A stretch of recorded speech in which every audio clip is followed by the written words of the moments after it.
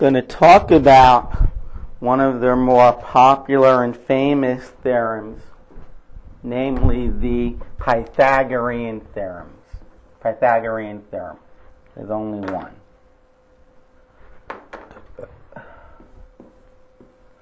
Pythagoras came up with the Pythagorean theorem.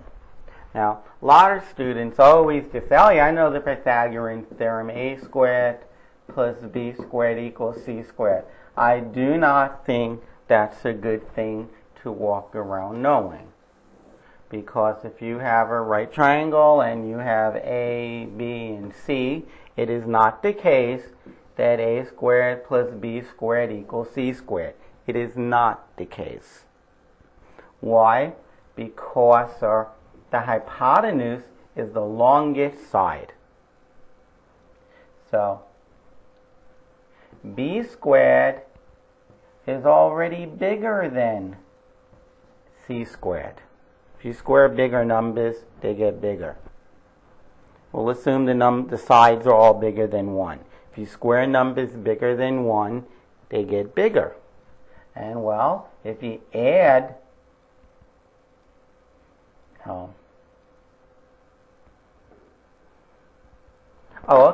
if you add on a squared to the left side, and only the left side, it'll even be bigger. That sum will even be bigger than c squared. More bigger. Okay, the bottom line is, therefore, a squared plus b squared does not equal c squared. You have to be careful. Okay, so I just told you what not to remember. What do you remember? Well, in a triangle, you have 3 sides. Even in a right triangle, you have 3 sides. The side opposite the right angle, that is the hypotenuse. And the other 2 sides are called legs.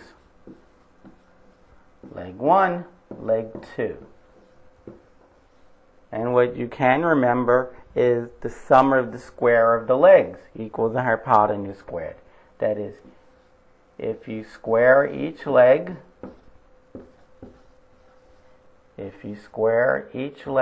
and you add them up, you will get the hypotenuse squared. It's a lot cleaner and correct, more correct than saying a squared plus b squared equals c squared. Yeah, if c is in the hypotenuse, absolutely. A squared plus b squared is c squared. Even if I switch the a and the b. A squared plus b squared equals c squared. The c must be on the hypotenuse. And in case the hypotenuse is called b, and the other sides are a and c, I don't want you to say, oh, this is first grade. A squared plus b squared equals c squared. No. One leg squared plus the other leg squared is equal to the hypotenuse squared. Okay, let us prove this.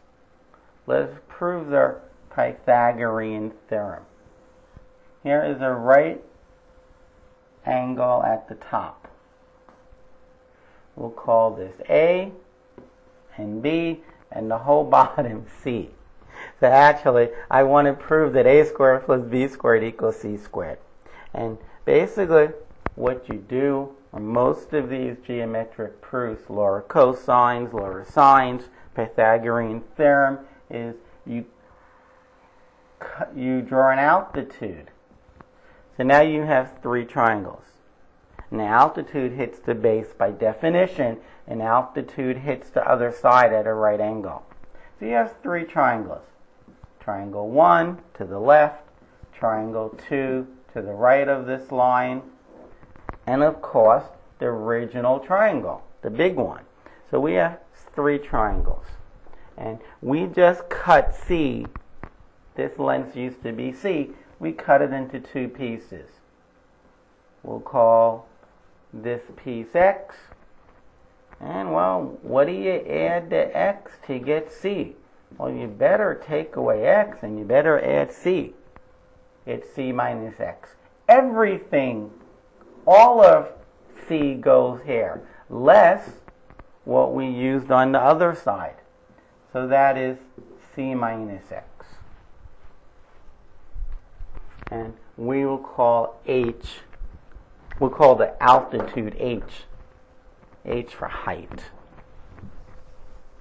Okay.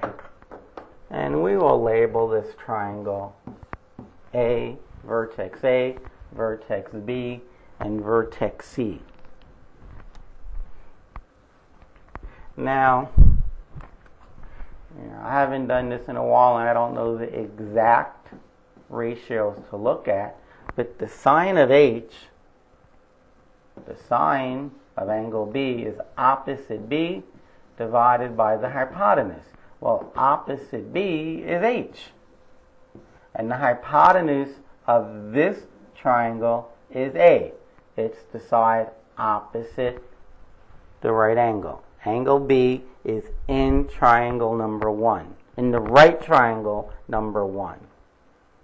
Okay. On the other hand, in the big triangle, the sine of B is the opposite, which is little b, which is not h, which is little b divided by the hypotenuse, which is c. Okay, so what I can say is these two are equal. Let me say that in the corner here. H over A equals B over C. Okay. Now, what about the sine of angle A? Well, how about we talk about cosines? What about the cosine of angle A? Of B, excuse me. The cosine of an angle is the adjacent side divided by the hypotenuse. Well, here's angle B, and I'm in triangle number 1 now. The adjacent is x. And in triangle 1, the hypotenuse is A. But in the big triangle, the cosine of B, well, the adjacent is C. And the hypotenuse is C. The adjacent is A, excuse me. The adjacent is A. So now I get that these two are equal. X divided by A is equal to A over C. Okay. Now let us talk about the sine of A. Let us talk about angle A. The sine of angle A in the little triangle, well, the sine is the opposite, which is h, divided by the hypotenuse. In triangle 2, this is the right angle, and opposite it is b. H over b. Now, in the big triangle, their opposite is, just go a little bit further, is little a. And the hypotenuse is c. So there is another identity. Sine of A must equal sine of A. That is, these two are equal.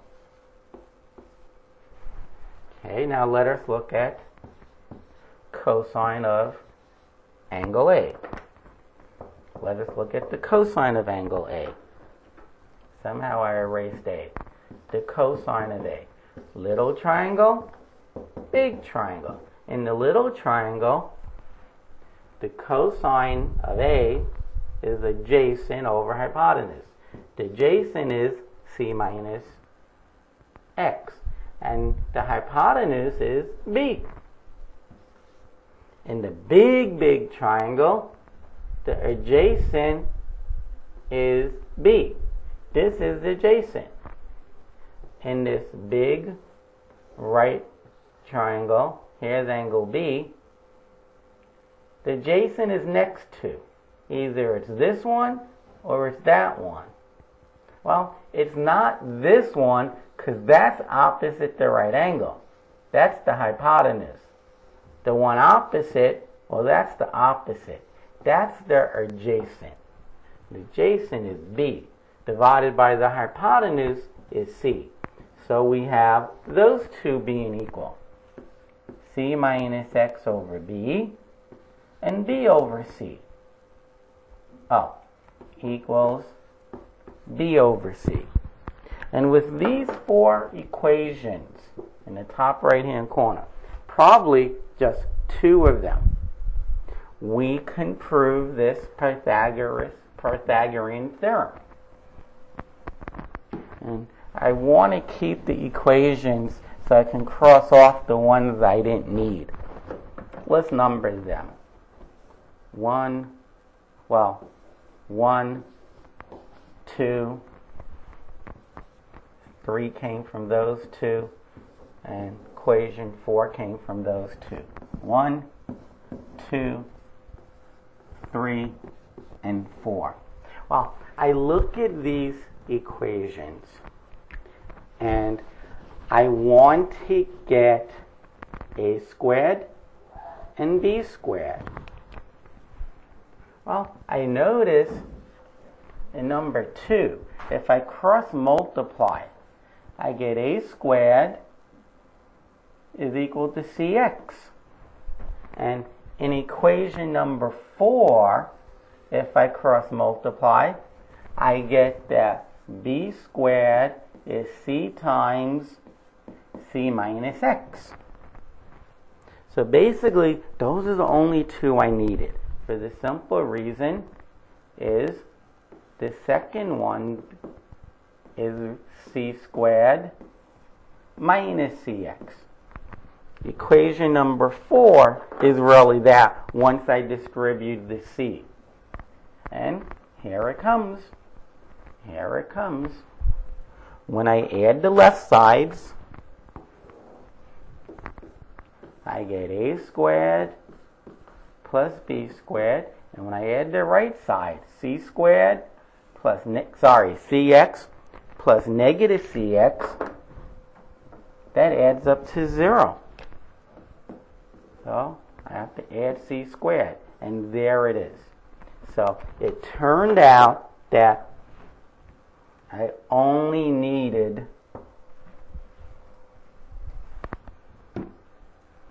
these last two that talked about cosines. Okay, that's all I really needed to prove the Pythagorean theorem. I did not need the first two equations on the top. Nor did I even need the altitude. I didn't even need to mention the altitude. To be honest, that kind of surprises me.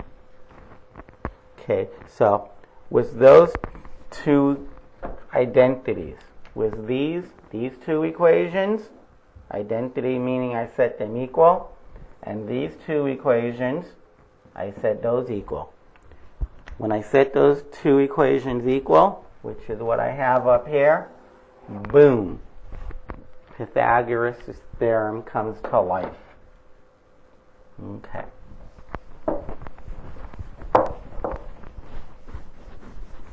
Now, before we work some problems, I want to remind you of something. Lots of you, if you took algebra, you'll say, oh yeah, I know how to factor this. I'm squaring x, I'm squaring y. There is that minus sign in between. So I add the two things I'm being squared in one bracket. In the next bracket, I subtract the things being squared.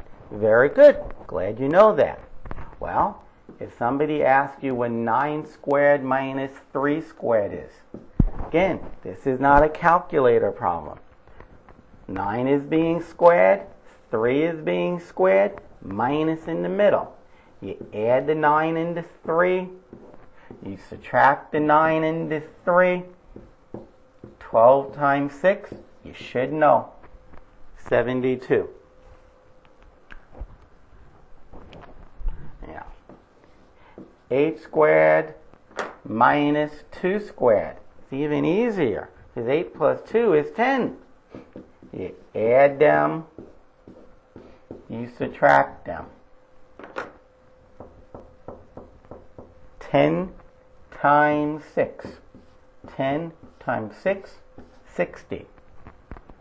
Maybe in this case, 64 minus 4 wasn't bad. Okay, but to do 81 minus 9, that might be a bit hard. How much is 92 squared minus 8 squared? I can answer that in seconds. It's 8,600. Why? Because 92 plus 8 is the friendliest number I know of. It's 100. And 92 minus 8, if you notice that I paused, it was because I didn't know what that was. 100 times 84 is 8,400. I did this in my head, and I never squared 92. And I never took away 64 from anything. Okay, so use this. It really is helpful. What you need to understand in mathematics is that if something is true for letters, it must be true for numbers. And for the record, if it's true for numbers, it must be true for letters. I get very disappointed when I see 92x plus 8x. When I see this, and all my students say 100x. I'm not disappointed in that. But when I ask them what 92 times 7 plus 8 times 7 is, they're like, oh, let me get my calculator. Or they start to compute what 92 times 7 is. There's no reason to do that, because I'm just telling you what x is. X is 7. So why not 100 times 7 or 700? Okay, remember, 92 times 7, it means 7 plus 7. 92 times. 92 times. And now you add on some more 7s. How many 7s are you adding on? 8 7s. Well, 92 plus 8 is 100. So we're really adding 7 to itself 100 times. And well, we know how to write repeated addition. It's 100 times 7, or 7 times 100, which is 700. I can do this in a second. Oh, I'm adding 7s. 92 plus 8 is, 100. 100 times 7, 700. If it doesn't work for letters, it won't work for numbers. If it won't work for numbers, it won't work for letters. I also see students with the following problem. Without any hesitation, they say 0. But if I give them -7 minus -7, they're like, well, and change subtraction to addition, change the sign of the second number. In addition, since the signs are different, I subtract. 7 minus 7 is 0. I keep the sign of the larger number, but if it's 0, doesn't matter what sign I keep. That is, -0 is 0, and positive 0 is 0. But this is way too hard.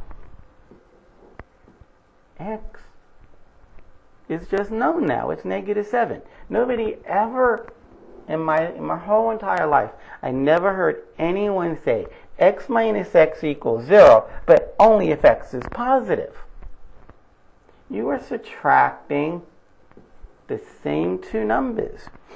It's 0 from this rule above. Another rule is, when you subtract, you're finding out how much bigger one number is than the other, or what the difference is. These numbers are the same. The difference is 0. Okay, you're not to suffer to calculate this difference. You say, oh, they're the same, and I'm subtracting 0. Back to Pythagoras. Back to Pythagoras.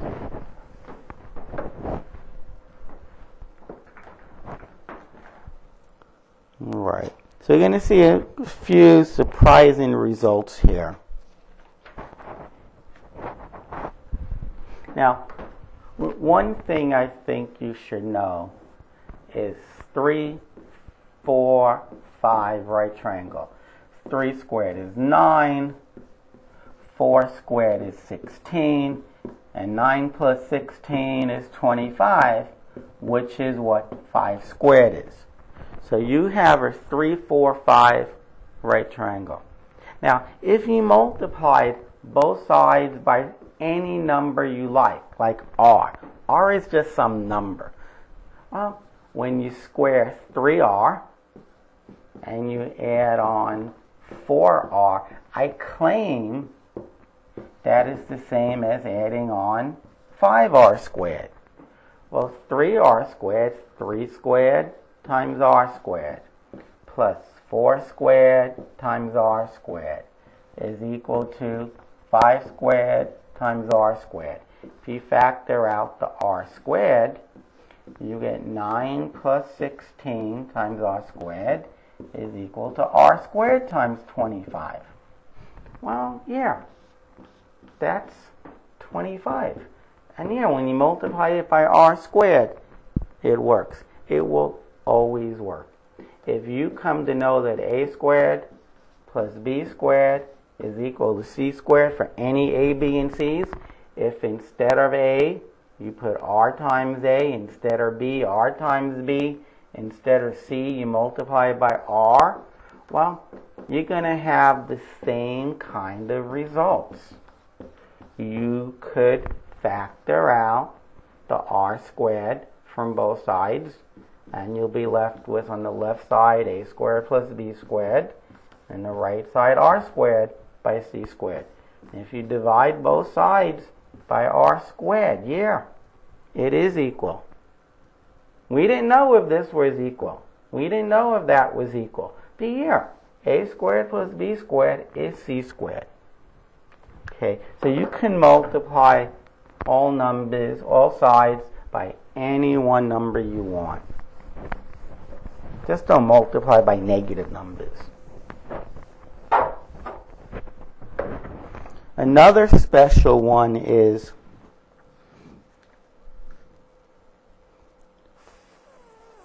I think it's 5, 12, 13. 5, 12, 13. That's 5 squared, and this is 12 squared, and when I add them up, I get 13 squared.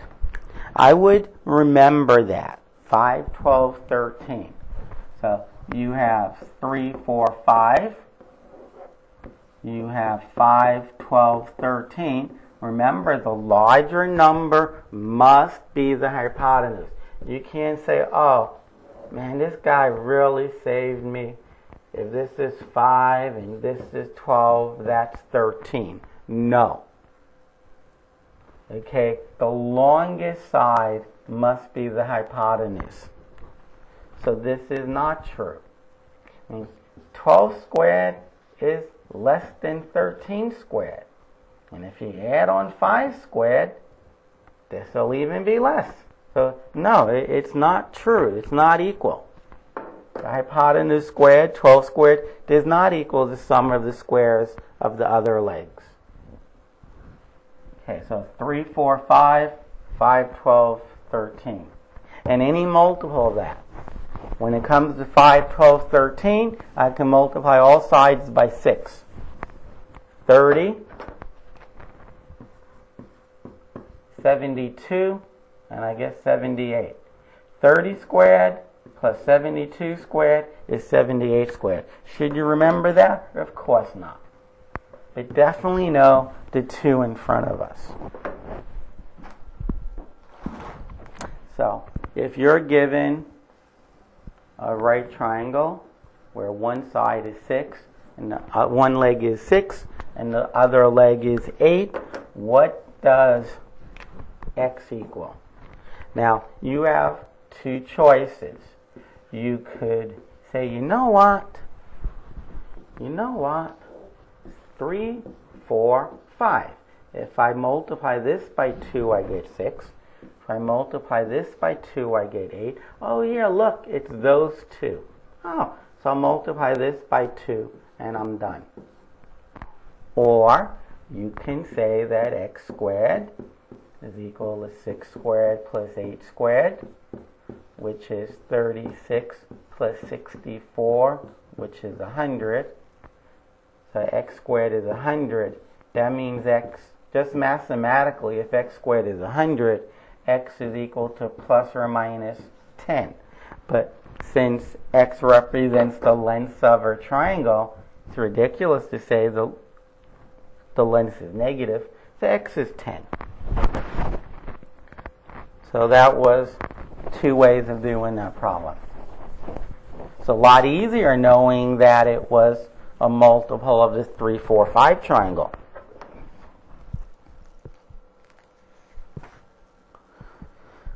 Okay. Suppose you have a rectangle. So it has to be a square. You come to know, well, that the perimeter of a square is 12 inches. Find the length of the diagonal.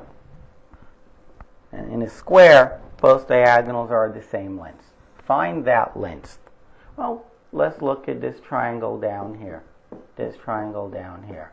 We know this is a right angle, and the length of a side of our triangle is the perimeter divided by 4. That is, those 12 inches need to be divided into 4 of those sides. So they each 3 inches. 3 and 3.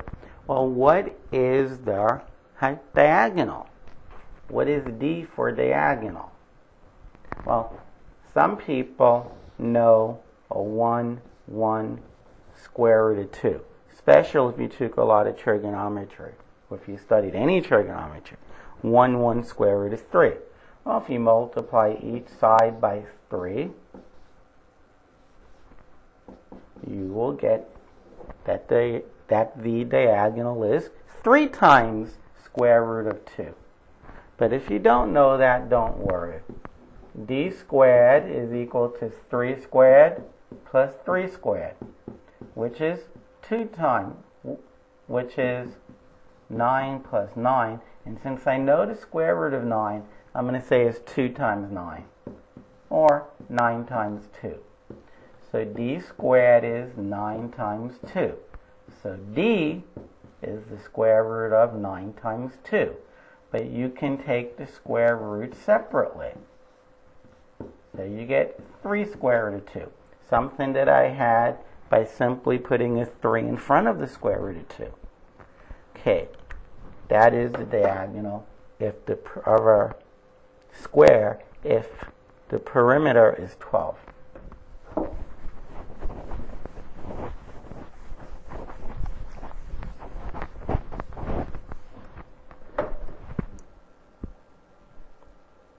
Okay, let's try another one. I have a rhombus.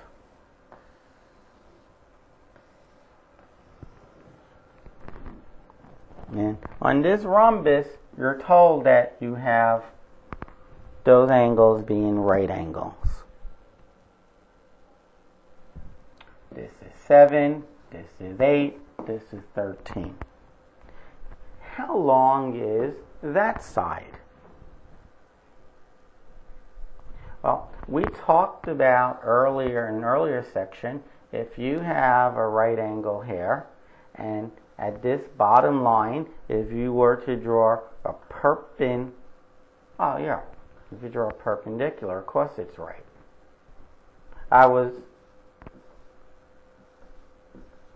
They're also parallel. Okay, so if we were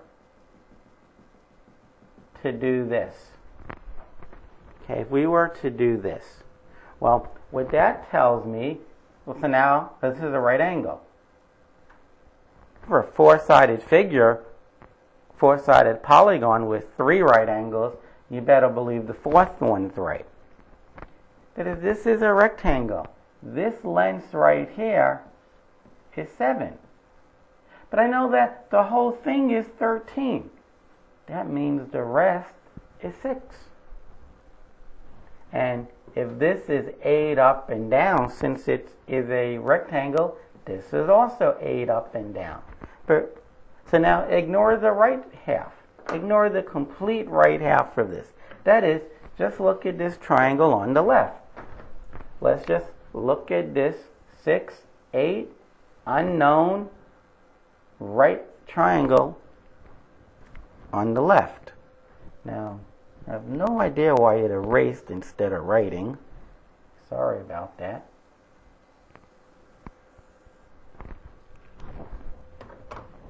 Here's their original picture.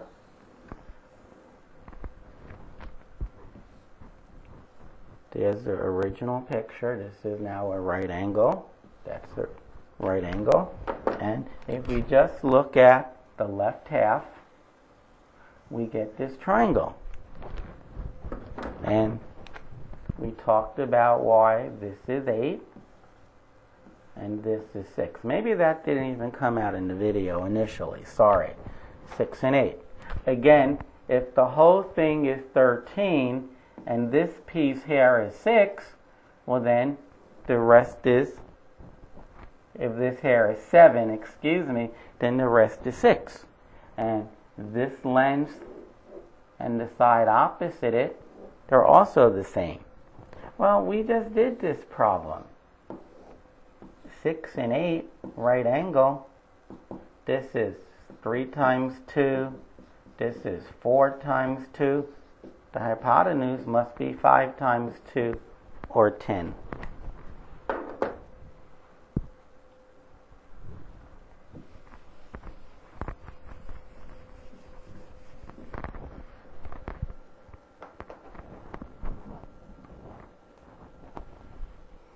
Let's do a couple more. Suppose you have this rectangle. I have a rectangle. A, B, C, D.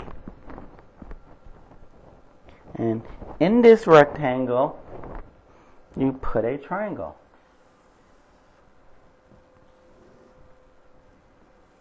You put a triangle.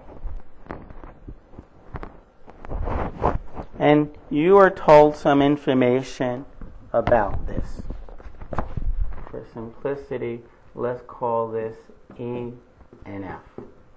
And I tell you, E is the midpoint of AB.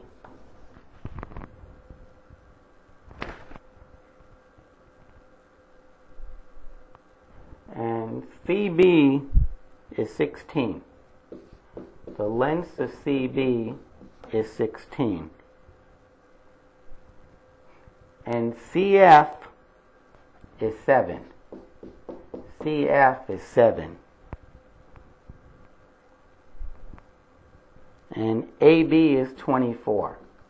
The length of AB is 24. What is the perimeter of triangle DEF? DEF. What is the perimeter of this triangle? Okay. So CB is 16. CB. So this whole thing, 16. Got it. CF is 7. Got that. AB, 24. And since E is the midpoint of AB, each of these are 12.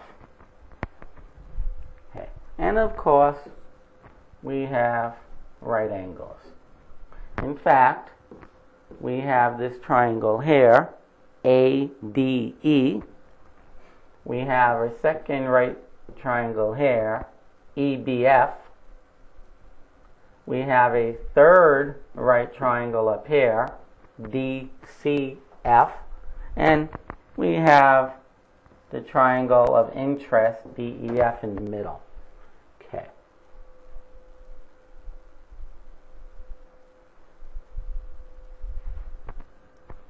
Okay. CF is 7.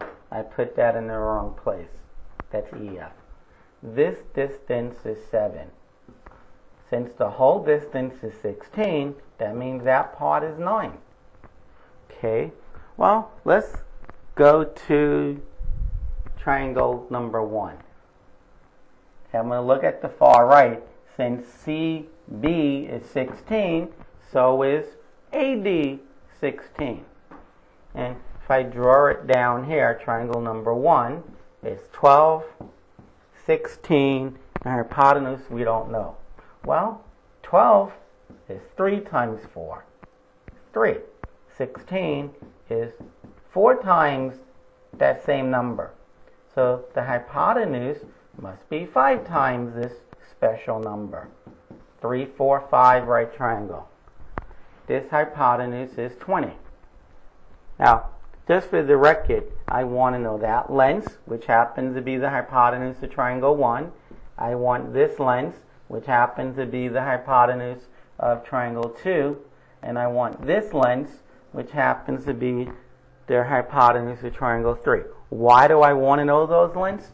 Oh, because those are the 3 sides that make up triangle PEF. Alright, so we just dealt with triangle 1. Let me try to leave this on the board. Triangle number 2. Triangle number 2.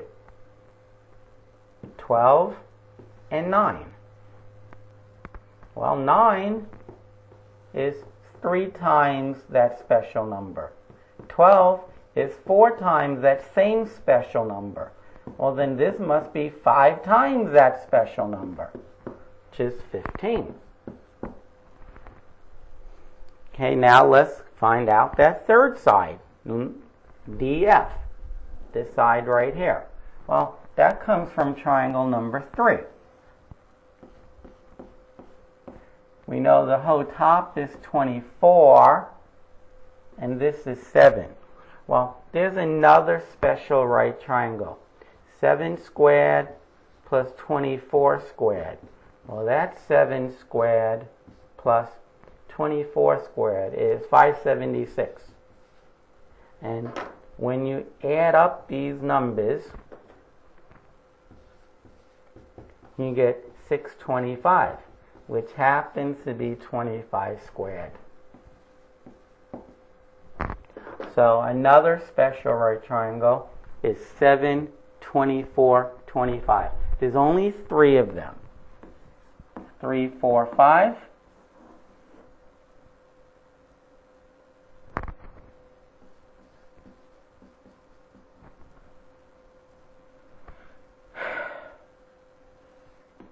Five, 12, 13, and the one that I forgot, 7, 24, 25. Probably the least popular of the was called to be Pythagorean Triples.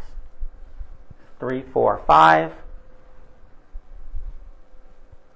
5, 12, 13, and 7, 24, 25.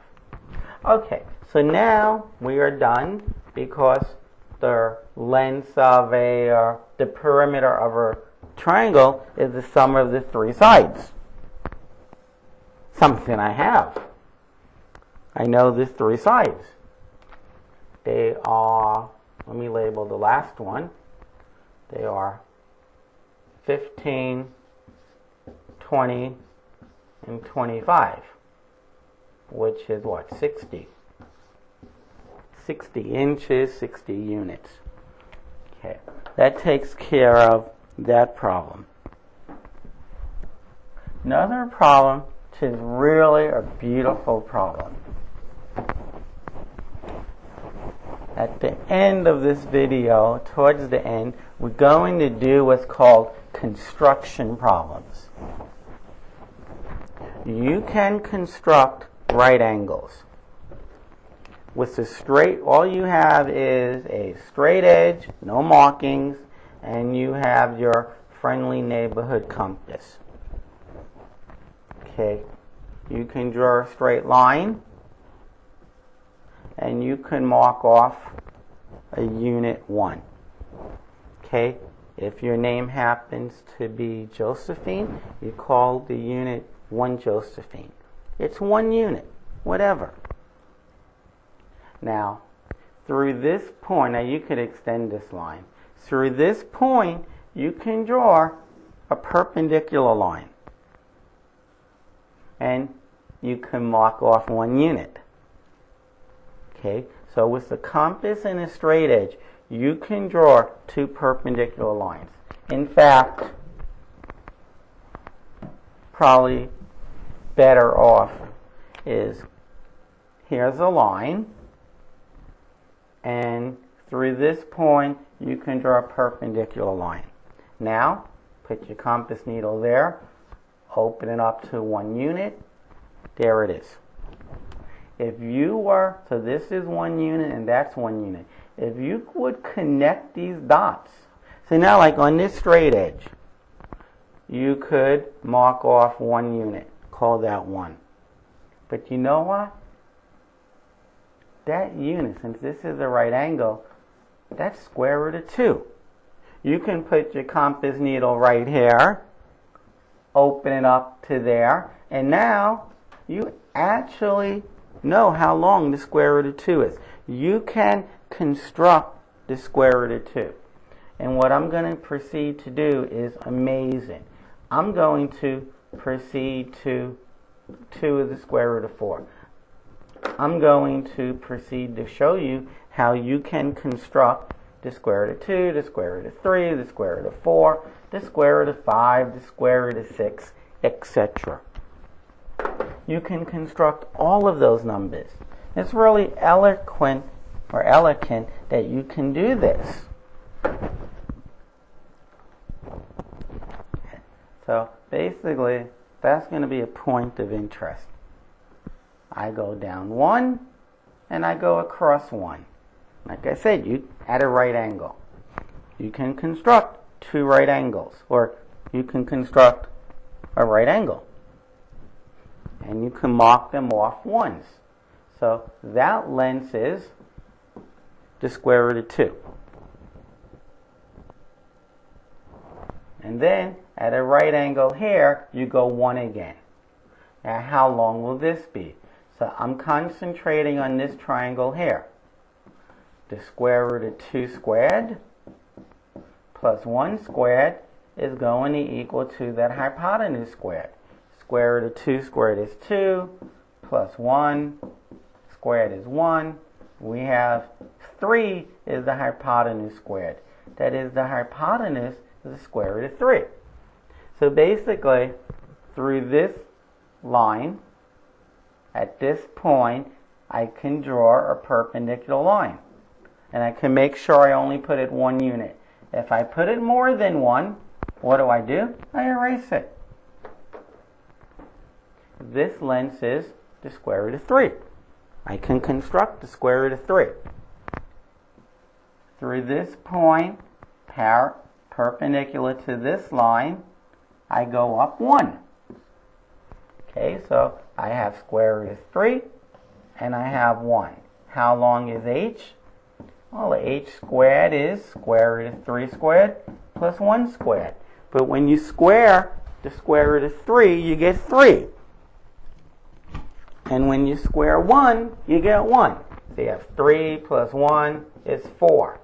So h is 2. But, of course, I could have drawn 2. I draw a straight line. I put my compass needle there. I mark off 1 unit.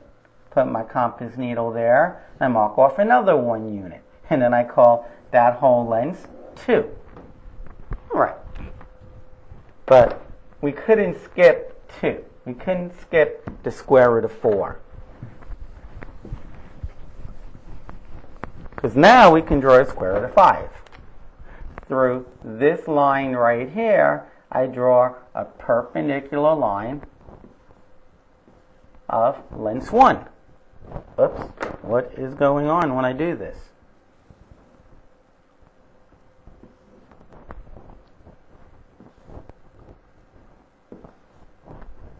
Okay, so we just discovered that was 2. So at the end of this line right there, I go up 1. And I draw that line with my straight edge. Well, if you have a side that's 2 and a side that's 1 and it's a right angle, you can find out that height. You square each of the legs and you add them up.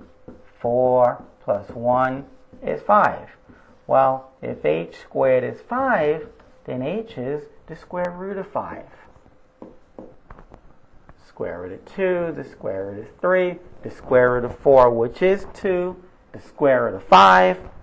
If through this point I go at a right angle up 1, that length, believe it or not, will be the square root of 6, which is now constructible. It's really neat that, the square root of 2 is 1.414, goes on and on and on. But nonetheless, with the straight edge I can draw it, and a compass. That is, with the straight edge, I can draw two lines that meet at right angles.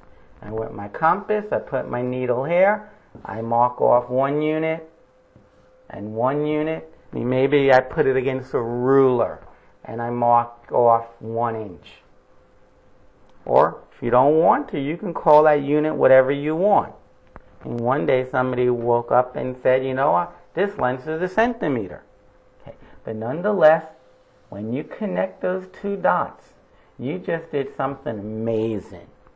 You drew a length that is exactly the square root of 2 inches. And again, if you go up 1 at a right angle, which you can do, and you connect these 2 dots, amazingly, you just drew a length of square root of 3. It is amazing that you can do this. My mouth was open when my teacher showed me this. This was just beautiful. And, mathematics is exciting, but I must admit, it's not very exciting if you don't know your times table and your addition table. And as a consequence, you suffer on each and every problem that you try to do. Okay. I would like to just do one more problem. You were told that the perimeter of a rhombus is 8 square root of 2 units. Is 8 square root of 2 units. And one diagonal measures, I think what the best number would be. Say 4 square root of 2 units. How long is the other diagonal?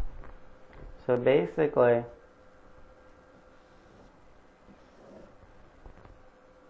you have a rhombus, and since the perimeter is 8 square root of 2, and all sides are equal, you divide by the 4 sides, and now you know each side is 2 square root of 2. 2 square root of 2. Also known to be the square root of 8. 2 square root of 2. 2 square roots of 2. Okay. And you come to know that one of the diagonals is 4 square root of 2's. But you need to know your properties of rhombuses.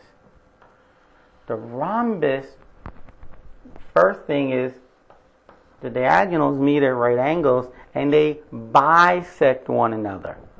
So it doesn't matter. Now, I hope it's clear that this diagonal is shorter than the other one. It doesn't matter which one is 4 square root of 2 initially. When you divide it by 2, You get 2 square root of 2. For argument's sake, let's say it's the shorter one. That is, that upper part is 2 square root of 2, and what I'm highlighting now in red, this is also 2 square root of 2.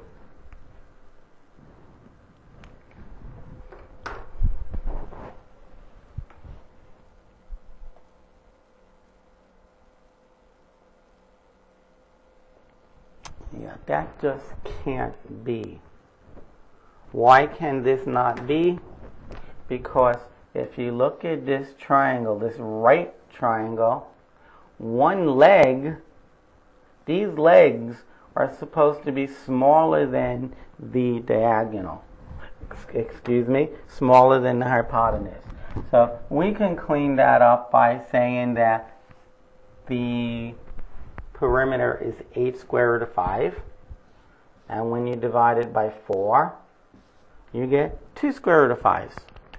So sorry about that. Each side is 2 square root of 5 units.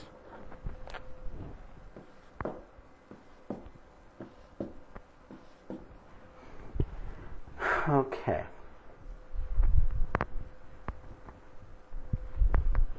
And this half that's in red is unknown. Let's draw it over here. You have 2 square root of 5, you have 2 square root of 2, and you have x. So the unknown diagonal will be 2x. And if it turns out that 2x is smaller than 4 square root of 2, I drew my diagonals backwards. Remember I said the diagonal that's completely in red? Remember I said let's call the shorter one 4 square root of 2's. Let's call the shorter one 4 square root of 2. If it turns out that 2x was shorter, I just had them backwards. The longer one was 4 square root of 2's. Alright, so we have this right angle. When you square this and add on x squared, you will get 2 square root of 5 squared. Whenever you have a product and you square it, you square the individual factors separately. This is 2 times square root of 2. This is 2 times square root of 5. 2 squared is 4. Square root of 2 squared is 2. Plus x squared. 2 squared is 4. Square root of 5 is squared is 5. Square root of 5 squared is 5. So 8 plus an unknown is 20. Well, the unknown is 12. The unknown is 12. 8 plus 12 is 20. You don't have to take away 8 from both sides. First of all, your weakest link between addition and subtraction is subtraction. Okay? X squared is 12. 12, well, I want to write 12 as a product where the largest number that I know the square root of that goes into 12 is one of the numbers. 12 is 4 times 3. X will be the square root of 4 times the square root of 3. The reason I picked 4 is I know the square root of 4 and I don't know the square root of 3, nor can I break it down. I do agree that 12 is 6 times 2. And x is the square root of 6 times the square root of 2. But I also agree that I don't know the square root of 6 and I don't know the square root of 2. So don't use 6 and 2. Okay. So I know what x equals. So 2x will be 4 square root of 3. Okay, so now I know that the other diagonal